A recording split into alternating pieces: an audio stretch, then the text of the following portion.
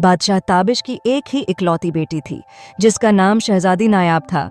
शहजादी नायाब बहुत ही नेकदिल और खूबसूरत थी। बादशाह को अपनी बेटी से बहुत मोहब्बत थी। शहजादी जो भी फरमाइश करती, बादशाह साहिब उसे फौरन पूरा कर देते। बाबा जान, मेरे कमरे का फर्नीचर अब पुराना हो गया है, इसलिए आप मुझे नया फर्नीचर मंगवा दें। बस इतनी सी बात, मैं अभी अपनी बेटी को नया फर्नीचर मंगवा कर देता हूँ।